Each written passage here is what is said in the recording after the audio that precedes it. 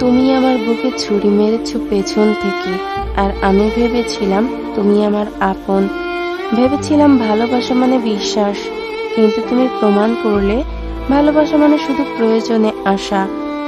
তুমি কখনোই আমাকে ভালোবাসোনি, ভালোবেসেছো আমার টাকাকে, আমার অবস্থানকে, আর সবচেয়ে বেশি আমার শরীরকে। আর আমার মনটা, সেটা তোমার খেয়ালেই ছিল না।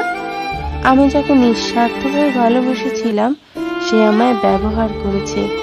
যেমন কাঁচি ব্যবহার করে কাগজ কাটা হয়, তেমনি আমার বিশ্বাস কেটেছ নিঃশব্দে।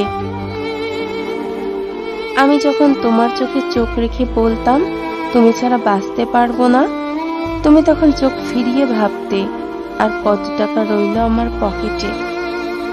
তুমি পাশে ছিলে, তবে পাশে থেকেও ছিলে না। তোমার ছায়াটা ছিল, মনটা নয়।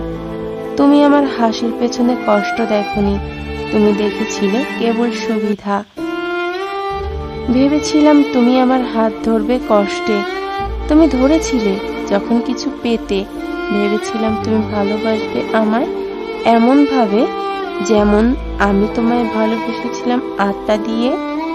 কিন্তু আজ জানি তুমি ভালোবাসোনি আমায়, ভালোবেসেছিলে আমার চারপাশের সুবিধাগুলোকে।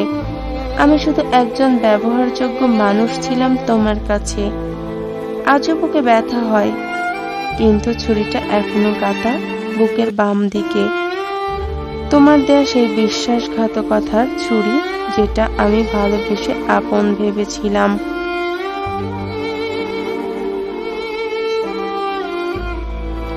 তোমার দেয়া সেই বিশ্বাসঘাতকতার ছুরি, যেটা আমি ভালোবেসে আপন ভেবেছিলাম।